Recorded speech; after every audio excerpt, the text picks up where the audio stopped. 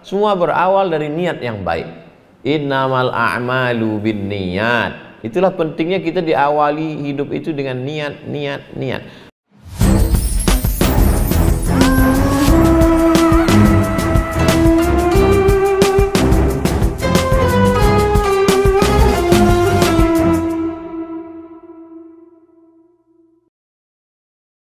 Saya tadi lihat Ustadz Somad rajin ya, begitu salam langsung berdiri sholat sunat. Itu sholat jamak.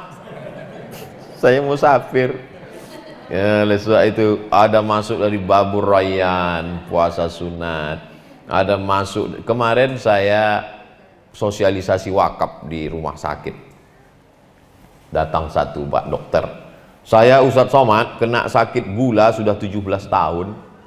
Sampai puncak putus asa saya makan semua yang manis-manis karena saya mau mati. 17 tahun kena sakit gula, saya pikir untuk apa lagi nahan-nahan, toh ujungnya mati juga.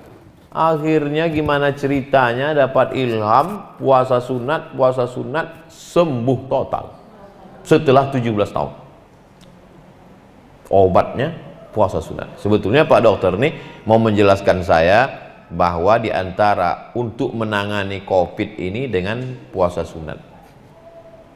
Ustadz Somad kalau cuci tangan itu virus nggak mati Ustadz. Yang mati itu kuman katanya. Cuman saya nggak nanya apa beda virus sama kuman. Masa profesor nanya?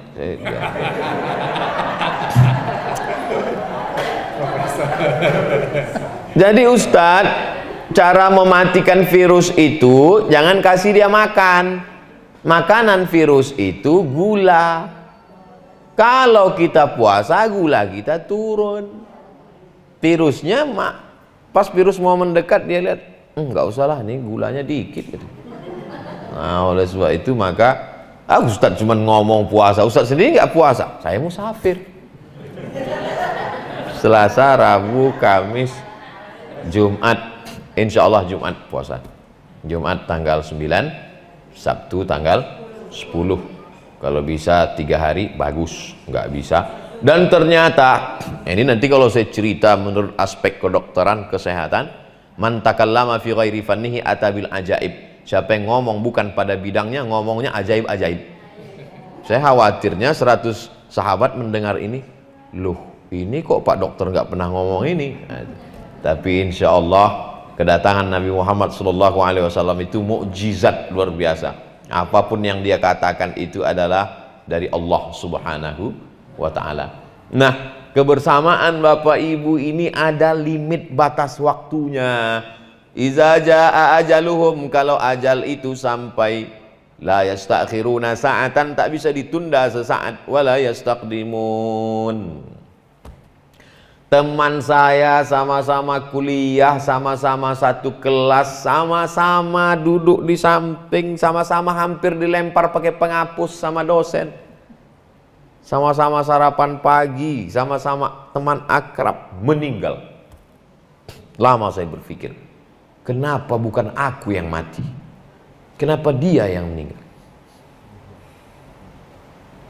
Lama saya merenung, lebih kurang 1,5 tahun yang lalu. Jadi memang kehilangan kematian kawan dekat, sahabat, dan mau tidak mau kita semua pasti akan melewati itu. Mau tidak mau, suka tidak suka, pasti kita akan mati. Oleh sebab itu, kalau saya duluan atau Bapak Ibu dulu, saya terserah aja. Karena pada prinsipnya kita memang tidak pernah menetap di suatu tempat. Kita awalnya awalnya kita di alam roh. Setelah kalau 1 roh, kalau 2 ruhani, kalau 3 arwah. Ustadz, alam roh apa alam arwah? Sama, kalau 1 roh, kalau 3 arwah. Bahasa Arab begitu, beda antara tunggal dengan jamak. Kalau bahasa kita sama aja, 1 buku, kalau banyak buku-buku. Kita awalnya di alam roh dan kita nggak menetap di situ. Keluar dari alam roh, masuk ke alam rahim. Di alam rahim 9 bulan 10 hari, nggak netap juga di situ, keluar ke alam dunia. Di alam dunia ini kalau ikut Nabi 63 tahun. Setelah itu kita nggak menetap di sini, lalu kemudian pindah ke alam barzakh. Di alam barzakh juga kita nggak menetap, menunggu hari kiamat. Setelah itu kita keluar lagi. Setelah melewati proses-proses antrian yang panjang, screening segala macam, barulah ke tempat yang abadi, surga Jannatul Firdaus. Pak Ustadz, nanti kalau kita di surga itu ketemu lagi enggak? Nabi yang ngasih jawaban. Alhaqna bihim dzurriyyatahum. Orang-orang yang soleh itu nanti kami pertemukan dengan dzurriyyatahum, anak cucunya. Kita punya ayah, ayah kita punya ayah lagi, ibu kita punya kakek nenek, mereka pernah cerita tapi kita nggak ketemu, kita penasaran, ketemu nanti dengan mereka. Cuman di surga itu nggak ada orang tua. Makanya waktu Nabi bilang, la yadkhulul jannata ajuzun, nggak masuk surga orang tua, nangislah yang tua-tua. Masa kami beribadah nggak masuk surga? Kata Nabi, masuk surga itu umurnya 30, 31, 32, 33. Masuk akal logis. Masa iya masuk surga umur 80? Dikasih kacang goreng gimana ngunyahnya? Jadi masuk surga itu kita muda lagi. Jadi kita ketemu dengan mereka penghuni surga. Usia bisa menikmati hidup adalah 30, 31, 32, 33. Oleh sebab itu masa-masa muda, masa keemasan. Oleh sebab itu maka orang beriman selalu diberikan motivasi.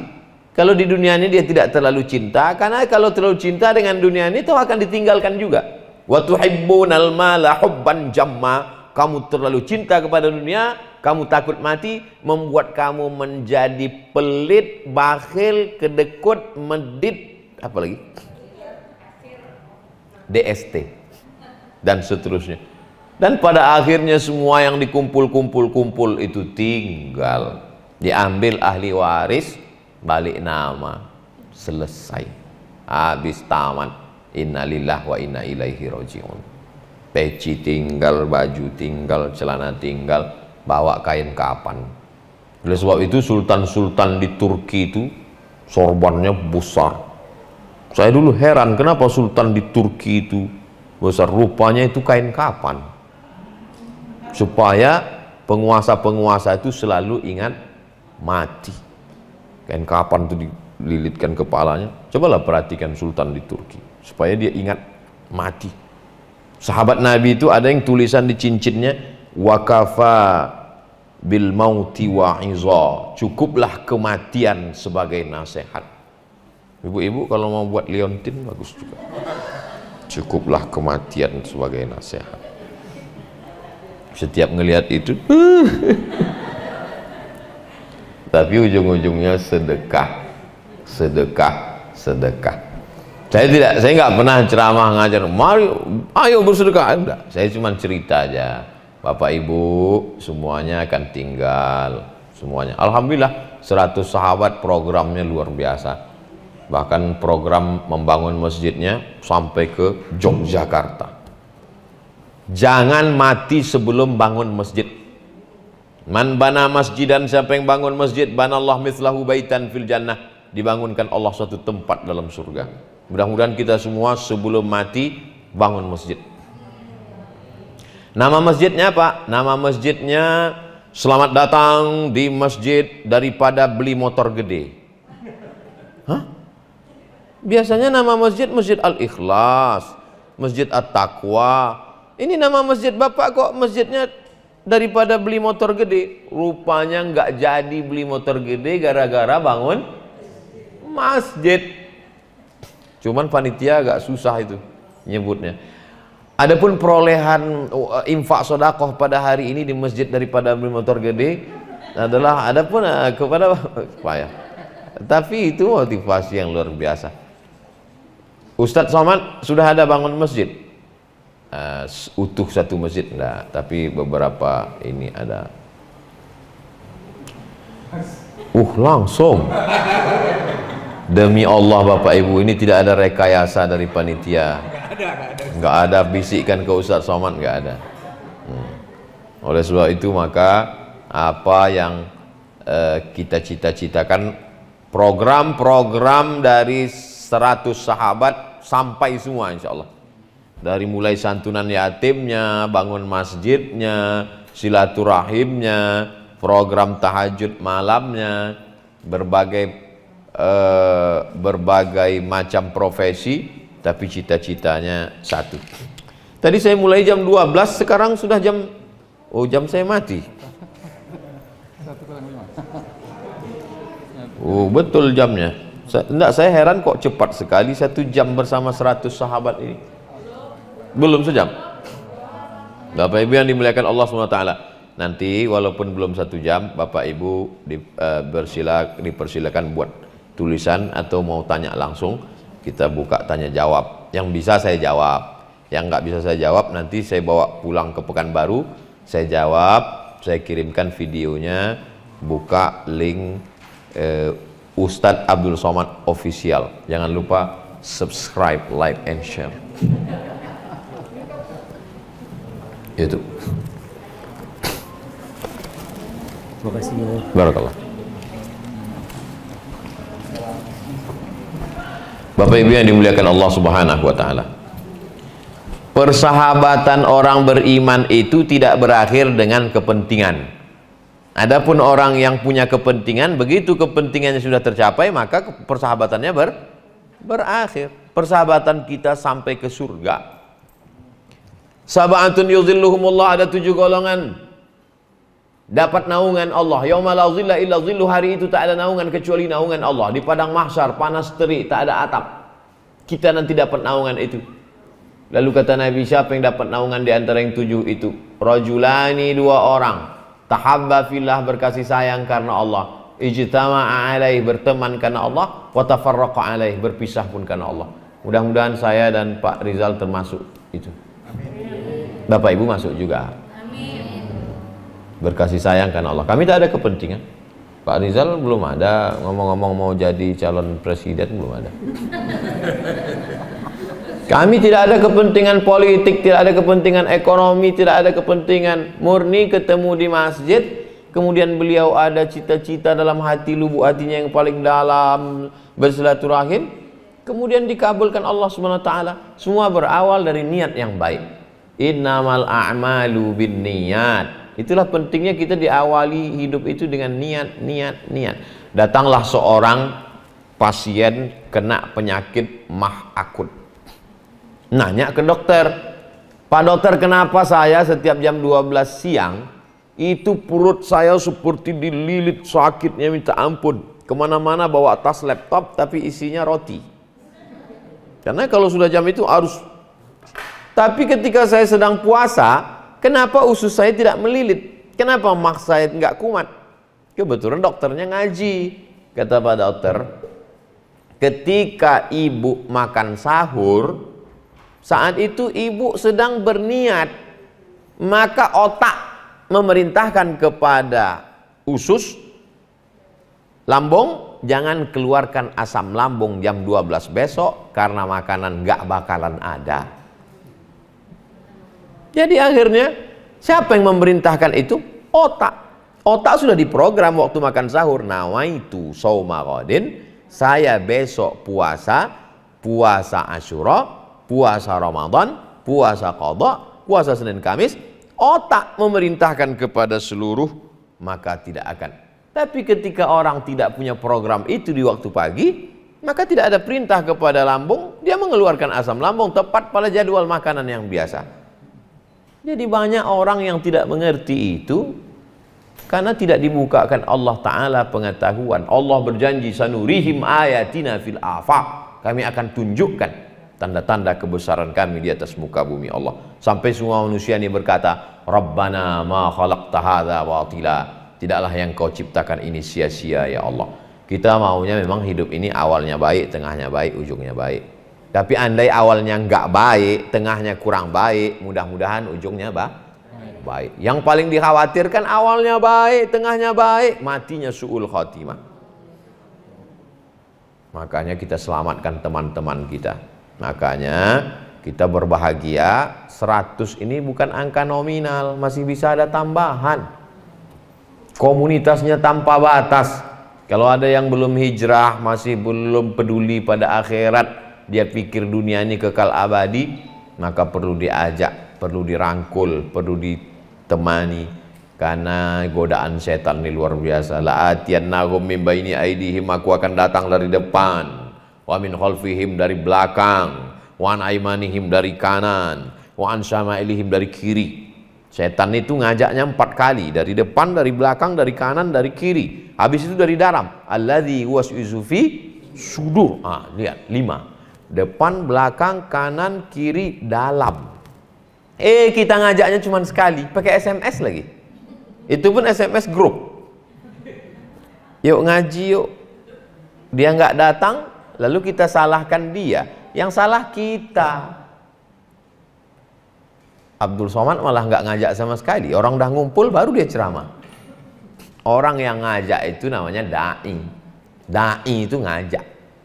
Jadi yang ngajak dari terminal, dari diskotik, dari tempat orang mabuk, dari tempat orang minum khamar, ngajak. Itu yang ngajak. Setelah ngumpul semua, barulah datang Al-Mukarram Abdul Somad LCMA.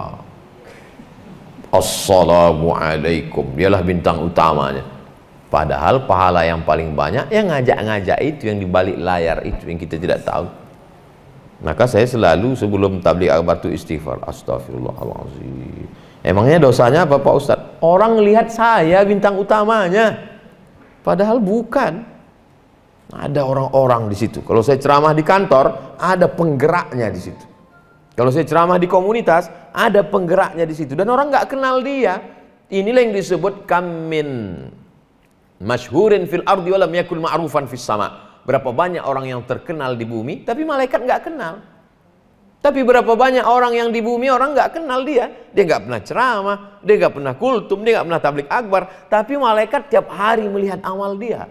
Sehingga ketika ruh dia dibawa, diletakkan di atas kain kafan dari cahaya, dalam kitab Musnad Ahmad bin Hanbal, dibawa ruhnya dalam kain kafan dari cahaya, waktu masuk ke pintu langit, malaikat gembira menyambut dia. Inilah orang yang amalnya kami terima setiap hari dan tak ada riaknya, karena dia tak dikenal orang.